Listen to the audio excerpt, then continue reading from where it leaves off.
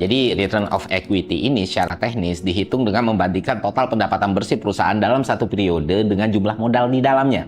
Gampangnya gini, untuk satu unit modal yang dikeluarin, berapa sih unit keuntungan yang dihasilkan gitu. Makin jauh perbandingannya, berarti makin tinggi return of equity-nya.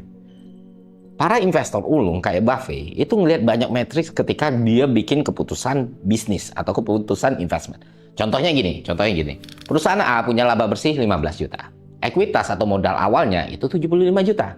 Itu kan berarti kalau kita ngitung return of equity-nya 15 dibagi 75 dikali 100, hasilnya 20%. Artinya perusahaan ini mampu menghasilkan keuntungan 20% dari total modal yang ditanam. Sekarang bandingin dengan perusahaan B. Dia punya laba bersih itu 25 juta, ekuitasnya 500 juta.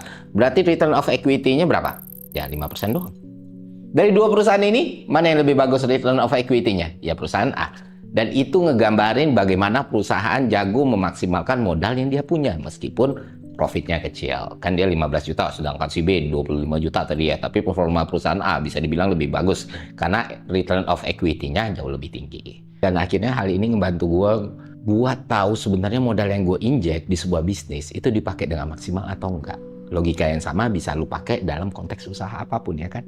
Nah misalnya lagi lu berusaha tuh mau belajar bahasa Inggris. Kalau lu pakai cara A, lu invest 2 jam, dapatnya 10% kemajuan. Kalau lu pakai cara B, lu invest 1 jam, dapatnya 30% kemajuan. Dari perbandingan itu lu bakal tahu bahwa cara B itu lebih bagus untuk dilanjutin. Jadi jelas ya soal return of equity ini.